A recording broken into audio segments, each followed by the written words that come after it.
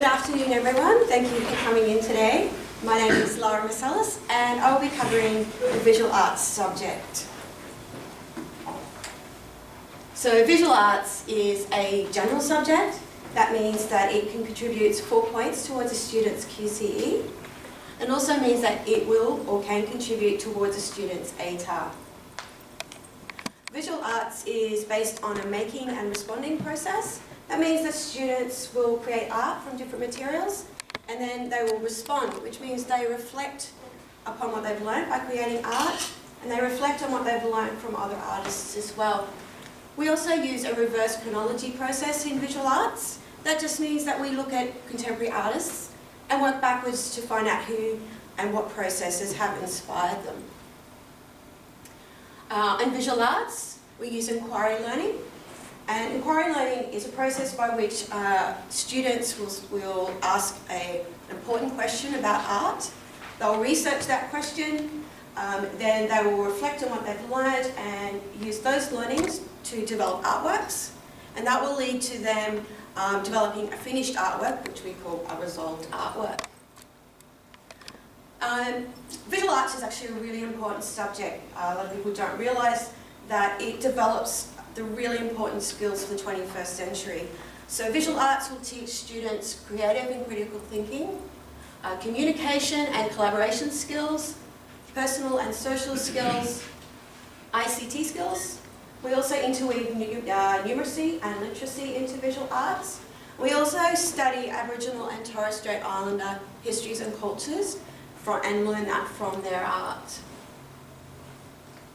So some of you may be wondering, if your students do art, what mediums will they be using? In year 11 and 12, there's a really broad range and includes drawing, painting, printing, ceramics, photography and film, and quite another wide range of things. So assessment, of course you'll be wondering about that for your students. Units 1 and 2, which is year 11, the marks go just towards your QCE. There will be an experimental portfolio of artwork, which is worth 75%. And then students will do an essay in the second unit, which will be 25% of the weight for year 11. And then going through to year 12, which is units 3 and 4, where the marks go towards your QCE and your ATAR. And the assessment will be a portfolio of 60% over the two units. There will be an essay in the first unit 3 of 15%, and an external exam of 25% in Unit 4. And some of you may be wondering, where can studying art lead the students? And so it can lead to different career pathways and study pathways. Some of them include advertising, communication, design, education, film and TV, and I actually haven't put up there, but you can also use it in science and maths careers as well.